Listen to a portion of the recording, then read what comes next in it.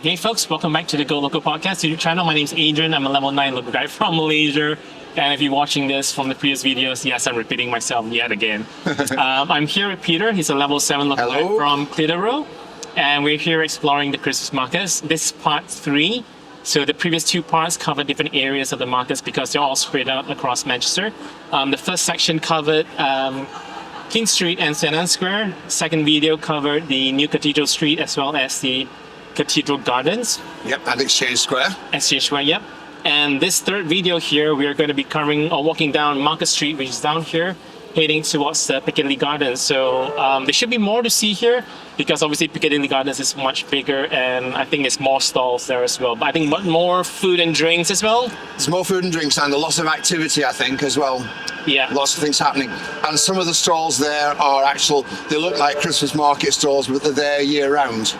So they're sort of incorporated into the Christmas markets at this time of year. Okay, cool. So let's go and explore that. Let's go.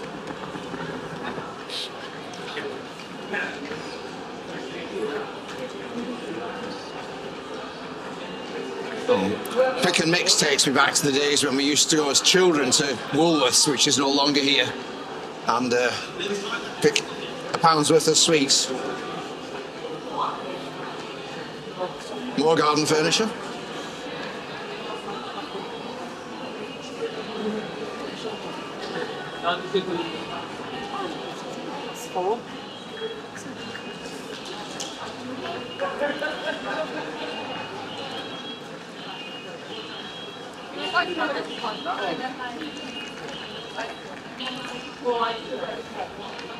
So Market Street is a pretty busy street. Obviously, it's a high street here for Manchester, and it gets really busy even on a weekday. But we are approaching, 4 or 5 p.m. at the moment? Yep. I have no idea what time it is. It's 4:30. 4:30 it is. And you've got the Arndale Shopping Centre on the left-hand side. And also, is it Debenhams further down? Debenhams is further down, but it's now closed, sadly. It went out of business a few months ago. Goes to show how often I shop there. But yes, so this is the first section of the Christmas markets here on Market Street. And then we're heading towards Piccadilly Gardens from here on. You asked me in the first video why garden furniture might be sold at this time of year. We've just passed another garden furniture stall and I think I know another reason. I suppose there's a lot of wood at the end of the season has been cut down and it's a time when wood will be being used to make into things over the winter, so that could be another reason why furniture's popular at this time of year. Cool. I can't believe you've been thinking about that since the first video. I think about things, they brew in my mind for ages before they finally come out as gems of knowledge. I think that my best friend called her younger sister.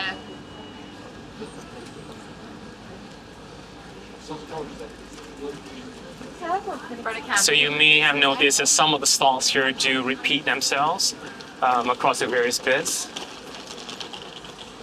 So don't feel that if you miss them on one section of the market, you might be able to find them in another part.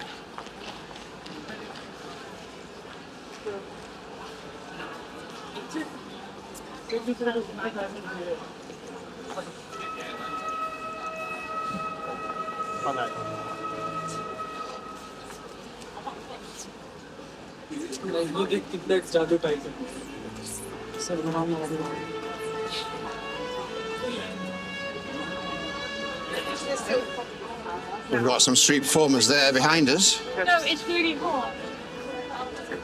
Sounds like a saxophonist or something. It's a violin. It's a violin. Yes, it is. Very amplified violin then.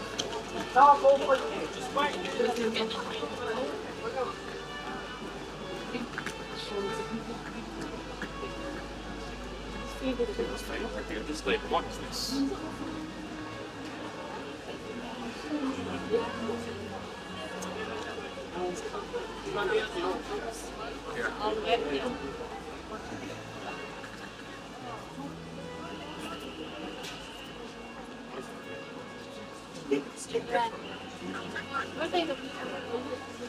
She still wasn't letting me go to the same time.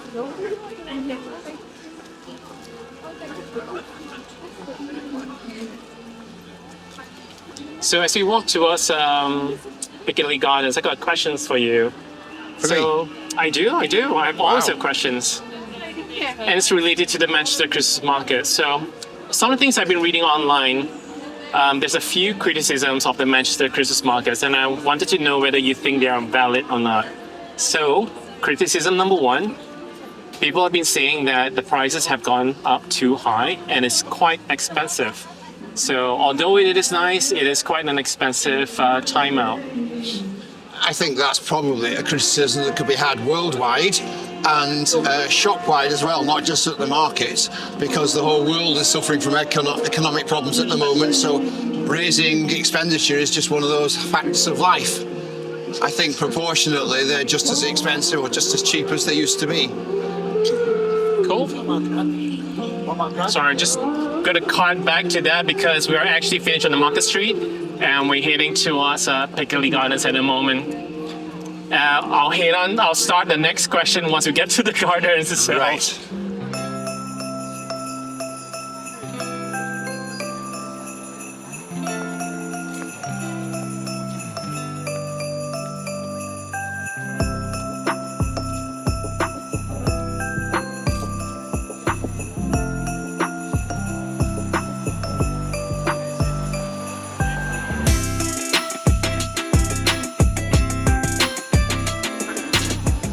Okay, so here we are at the Piccadilly Gardens section of the markets. These markets are actually here most days and most weekends. And a new addition to it for the Christmas is actually over at the garden section, which we'll get into real soon. So on to my second question to you. Go for it. Yes, so the second criticism that I've read about is that people are saying that the Christmas markets are too focused on food and drinks at the moment, and it's less products and items on sale. Yes, I would agree with that.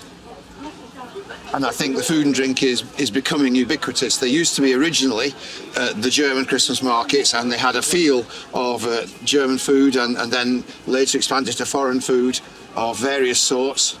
But now it's just the same food everywhere, and it becomes a bit sort of, you become inured to it, you become used to it, and it's not special anymore. Mm-hmm. That's right, yeah. Yeah. Hi, guys. Hello, Yeah, yes, not too good, thank bad. you. okay? Yeah. If you don't like that, we'll go. Hey mate, you okay? I'm good, thank you, yeah. So this is Dog 53. Beg your pardon? This is Dog 53. Yes.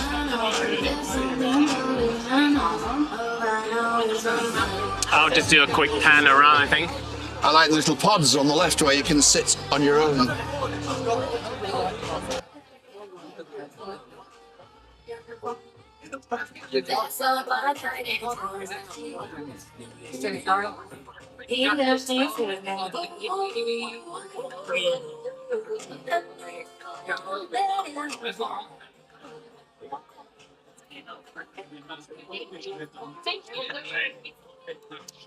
He's a jolly fellow, isn't he?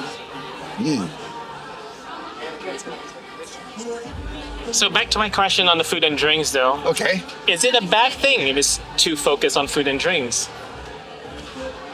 Well, yes, because not everybody wants to come for food and drink. Lots of people used to come for different aspects of crafts and local produce and produce from abroad. And there's far less of that than there used to be, I think. But I would imagine that shops that sell food and drinks make more They money will than definitely make other more money. things, because the other shops might be too niche. Yes. It's almost self-fulfilling, isn't it? It is, yes. Shops that sell food and drink make a lot of money, so you get more of them. Shops that sell crafts, which used to be the thing, sell less and less because I presume as well money's scarcer, so people don't spend it on the crafts quite so much. Therefore those stalls begin to gradually disappear. Yep. I guess at the end of the day, what's important is to get a good balance between the two different types of stalls here. And gradually over the years Manchester will find its balance like many other places have. I still think they're very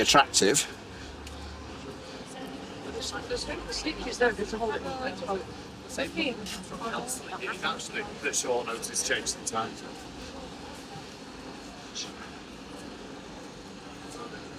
Amsterdam Cookies. What's an Amsterdam cookie? Those are these ones here. Do you mind if we ask you a few questions online? Oh, good. No. Tell me what an Amsterdam cookie is then. The Amsterdam Cookies, so yeah, we have choices like Dutch sugar waffles. So yeah. And we like them a little bit extra with Nutella Okay. and the white chocolate. And some toppings. And we make our stroopwaffles. In the Netherlands we name that stroopwafels. Stroopwaffle. Stroopwafels. Okay. Yeah. We make them ourselves with a little dough. Okay. And we put it in the machine. And we make it to Sorry, I'm gonna swing here. Yeah. make it to a cookie ourselves. This takes a minute, and when they're done, we have our Ooh. toffee, Wow. and we make them to a stroopwafel, typical Dutch. And these are from the Netherlands. These are pre-made, but these are These are what you're just making. but these These are nice. delicious. I put these over a cup of tea or a Yeah. cup of chocolate, and they get the steam from the tea, and they go soft. Yeah, Yes. they're amazing. Yeah. These are fresh ones. These are the best. So you also make the fresh ones as well? Yeah. Yeah, okay. This one is fresh, but the big one is. Oh, they're bigger, is it? Right, yeah, okay. How big are they? Like twice the size of the... This big? Right. Ah, okay. Cool. And you put this caramel, whatever it is, on top of them. Yes. No, not the top. Between. Between. Yeah. Right. Two layers. Like Ah, I guess it. Yes. Yes. Mhm. And put it between. And then a good stall to come back to. This is a good stall to come back to. It is. I'm making a list of places I'm going to come back to. Alright, thanks very much. Thank you very much. Thank you, thank you. No, there's only. And this is a bit of a different stall on the right here with large wooden ornaments and trees and wooden animals and I don't know the difference. wooden craft of various sorts. They're definitely different. It's different than anywhere else in Manchester in the Christmas markets, I think, this stall. Unfortunately, it's not lit up, which is unusual, I would have thought, too.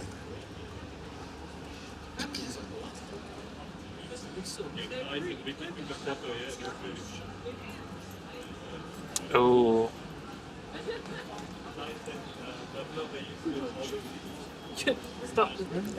I'm rather taken by this reindeer. My friend here. And is You don't have this animal there. No, you wouldn't. And it's actually a bench as well. Oh, yes. And there's a horse version at the back as well. Imagine having that in your garden. 要往左还有往右，所以我就往那边跑了，再找回来咯。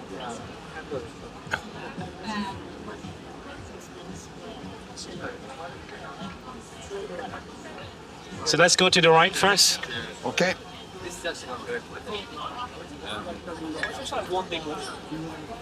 No, I've seen them, but like loads of different little This is very much a bar and food area as well, isn't it?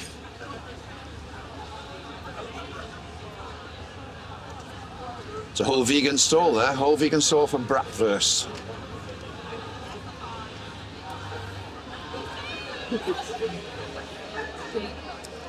It's getting far easier to become a vegan in Manchester, where there's lots and lots of places now where vegans can eat without any problem.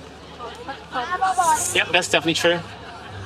I'm just gonna quickly duck into here Okay. and swing on the other side as well.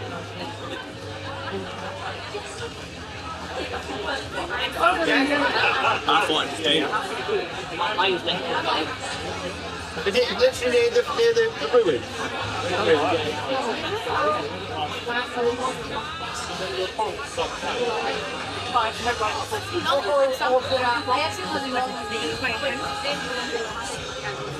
It actually is quite warm in there. It's quite nice. So it kind of all just stays moving.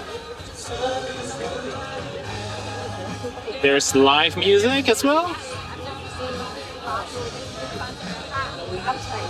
I think this is my favorite part of the Christmas markets.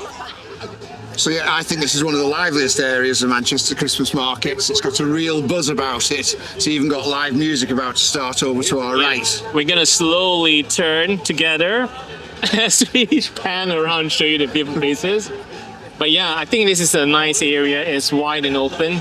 I can imagine that it gets quite busy here at the weekends. It's really busy at the weekends, maybe even further into the night. But it is beautiful, and you have the tent marquee area behind that you can go into, and it's quite warm in there actually, so it's pretty cool. But there's lots of food here. It's a big mixture of food from traditional to Oriental, I believe. There's Korean fried chicken. So yeah, there's lots of things in here, and also there's other areas in the Piccadilly Gardens section, which we haven't covered yet, and we'll go on to. We're going to look at those now. I'm impressed by the vegan stall. That is entirely everything on the stall is vegan. It's not just one option; it's a whole stall. And it's actually getting quite cold at the moment as well. That's crazy. It is. Oh. I really do like this. It's some sort of traditional German, Bavarian, I believe, Christmas decoration. And originally, the candles would, the hot air from the candles would turn the wheel at the top and make the figures spin around. My great grandfather used to have one of these that got passed down the family. Not anywhere near as big as this, of course. But, It is beautiful. it is. I can imagine if you were a small child standing and staring at this for a long while. In fact, as a grown adult, I would like to stand and stare at it for a long while.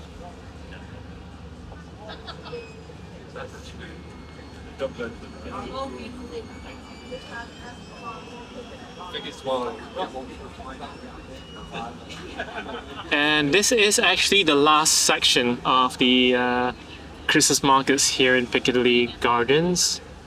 There is another quiet, cozy corner that you can go into. This is the roast pork rolls that you can have in here, but they also have a nice little sitting area in here.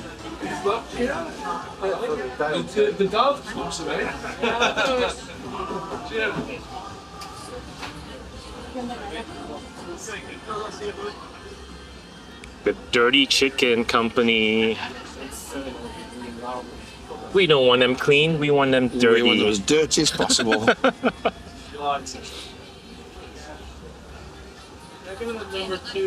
And you can get your traditional Cumberland sausages and extra cheese potatoes here at Kovacs Farmhouse Kitchen.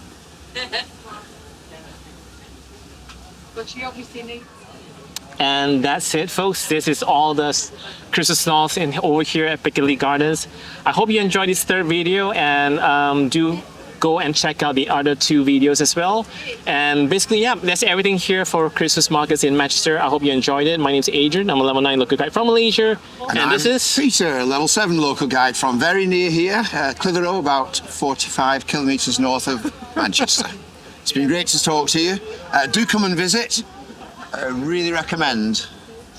Yep, it's great fun here. Obviously, come here at the weekend. It's going to be really busy, but it's going to be really festive as well. And yes, it's a little bit pricier than before, or it is pricier than before, but the price of everything has gone up. So I guess all I can say is just watch your pennies, but do enjoy the festive atmosphere here. You don't have to buy and eat everything. You can just selectively pick the right Although places. we're going to give it a go. We are. So we've been walking for a very long time, exploring all the various markets, and I'm definitely gonna put some money to good use. I have two places I'm gonna go for: the Dutch mini pancakes, and there's actually a stall that I saw just around the corner from here, which is a Christmas bauble store. Really? Yep. Missed that one. I just put up the Christmas tree at home, and I would like to get a Christmas bauble for that. So I think I'm gonna check it out and see it. Hopefully it won't be too pricey, but I'm gonna go and check it out, and hopefully I get something for the Christmas tree. But yeah, that's it from me. And yeah, if you enjoyed the video, do give it a like and also subscribe to the channel. There's more things that I've planned to release as we explore different parts of Manchester, and perhaps the UK as well. And enjoy. See you then. Till next time. Bye bye. Bye. Go local with us, go local with adventure, your unofficial cast to all things